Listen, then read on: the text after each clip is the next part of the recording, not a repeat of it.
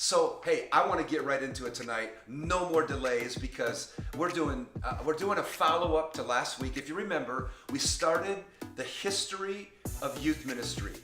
Okay, the early developments, the first 100 years of youth ministry, and then tonight we're going to do the last 100 years. Okay, and then next week, I don't want you to miss next week. Next week, I'm going to do a more of a prophetic, futurist discussion on youth ministry for the future. Like where's it going? What is youth ministry going to look like, if the Lord tarries in the next 100 years or whatever? I'm not going quite that far. I'm going about 20 years from 2020 to 2040, what I think that's going to look like. So let me give you a review real quick of last week. We talked about the first 100 years, and one of the key emphases, and you'll notice when you get on the blog and you see the manuscript too. In the first 100 years of youth ministry, one of the key developments was the Second Great Awakening, because really youth ministry did not exist until after the Second Great Awakening, about the same time where it was starting is when it all came together. Okay, and you'll see that much of these dates that I give you kind of bleed into each other, but I think it's critical that we understand the early stages and the early ages of youth ministry because they're formative, right? They're formative, and the things that took place in youth ministry that began to shape youth ministry early are critical. And you'll see when I go to the futurists and looking at the future of youth ministry in the next 20 years after 2020, how critical our early formative stages are also. Okay, so I'm going to begin at the end of the really kind of the middle of the Second Great Awakening. Okay, right around the 1850s. If you back up there just a little bit, we had the Sunday school movement. The Sunday school movement. Really, youth ministry came out of the Sunday school movement. Isn't that crazy? And we have so many people who are getting away from Sunday school, and really that's what shaped the early years of youth ministry. And we know that Sunday school did not even begin in the U.S. Sunday school began in the late 1790s in England, actually. And then it was moved over here quite quickly in the early 1800s. Really, the dates that we would place them would be the 1820s, okay? Where the first new Sunday schools had been brought to New York and then Philadelphia, and then through the Appalachian states, and Sunday school moved to the West and began this huge movement. And hear me, the early stages of youth ministry came out of that Sunday school movement. And do you know how the Sunday school movement was shaped? We talked about this a little bit last week, but I want to just remind you. It was shaped out of evangelism and ministry to children and students on the streets. That's really what Sunday school was for. And it brought in an outreach to the church. And really that outreach of Sunday school is what shaped early youth ministry. Then we would move into what is called the student volunteer movement. The student volunteer movement. All of this stuff, again, you'll find. But the student volunteer movement began on university campuses, specifically in the Ivy League setting, where most of those schools, Princeton and Yale and Harvard and Brown, William and Mary, all of those schools began as training grounds for students to go into ministry, okay? And you know why? Because of this influx of young people coming into the church out of that Second Great Awakening. And so many students were coming into the church after being born again in that movement. And they were going into these schools, the Ivy League schools that were set up for training, the training of ministers to take the gospel global. Isn't that wild? And you'll see the significance of that in just a moment. And so the student volunteer movement, we're going to put that at like 1880s to about the 1890s at the beginning of that. And much of that was springboarded, was launched from D.L. Moody. Maybe you've heard of some of the movements at Princeton College at the time. And D.L. Moody had come there and was doing some training and some outreach and some meetings. And the Spirit of God broke out in those meetings. And a young minister, D.L. Moody, who was shaping youth ministry early, was really critical in leading many young people who were called into the ministry in those meetings, okay? And so that would be what we would call the student volunteer movement, and again, shaped specifically coming out of the Second Great Awakening in the mid 40s, 50s, 60s, and really maybe even into the 70s, but some of that bleeds in. Then we would get to the 20th century, okay? And one of the key developments after the student volunteer movement were the Billy Graham crusades. Yeah, isn't that wild? Billy Graham became really one of the key modern, little more modern when you get into the 20th century, youth ministry advocates. And in many of his meetings, he would have concerts and bands that would play, and they would do outreaches in stadiums where young people felt comfortable.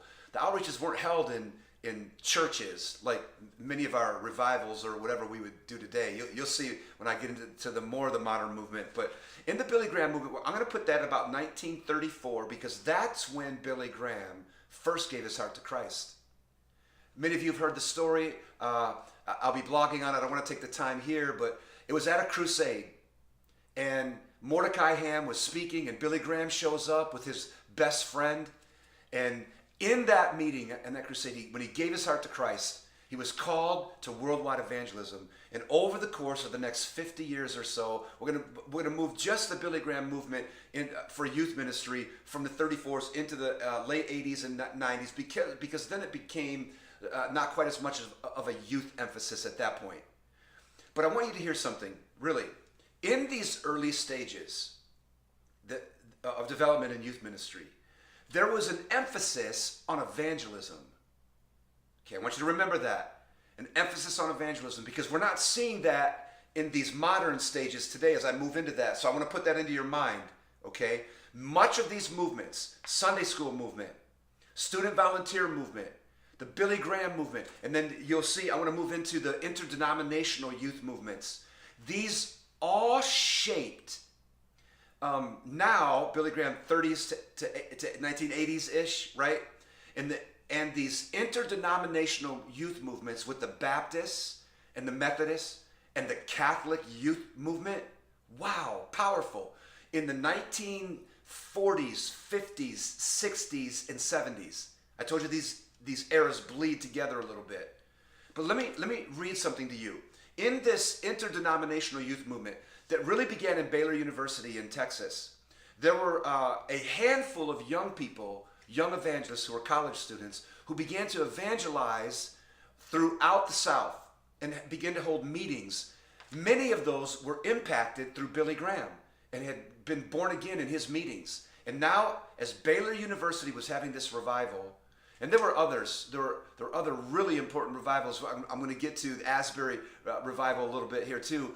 All of these students who were born again in the Billy Graham crusades and outreaches were now taking the gospel in the Methodist and the Baptist camps. And we know that much of our history in the Pentecostal history is all tied to these awakenings also. But I wanted to really get into sometimes we can feel like we own it, right? But that's really not true. It was an interdenominational move of God during the Billy Graham crusades that broke out with the interdenominational youth movements. And about the same time came all of these parachurch movements. Now, early parachurch movements like the Salvation Army and the YMCA, as we talked about last week, those shaped Sunday school, literally. Some of those movements shaped Sunday school in a major way. But now we're talking about more when we get into the interdenominational movements in the mid-1900s, some of the earlier Youth for Christ in Christian Endeavor, some of these movements and Christian Endeavor was around for, before that too, but began to have more of a campus access presence and a missions base like the student volunteer movement. And then we have this shift, and I want to get into the modern youth ministry now today. And I'm going to take just about 3 or 4 minutes on this, because I'm going to mold this modern youth ministry development into the futurist movement beginning next week. Okay, this is a 3-part series that we're doing here. So again, that was the early development. Now, let me get into the modern movement, and that would begin with the Jesus movement. So I'm going to move the Jesus movement into that 1960s, late 60s, right? 1967 through 1977, that 10-year boom. I'm going to begin that as modern youth ministry. Now, some wouldn't do that. They would move it into the millennials, maybe the megachurch movement, or what we're seeing today. But I want to back up because it's been the most impacting still today, the most impacting movement, spiritual movement that we've seen on young people today.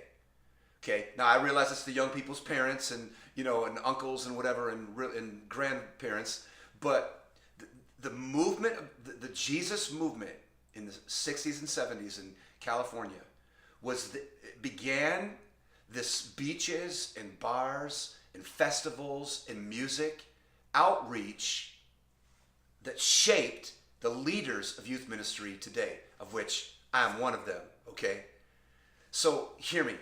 Coming off the Jesus movement, that would be the first part of the modern movement, the 67 to 77, came then the megachurch movement. I was a youth pastor in that setting, okay?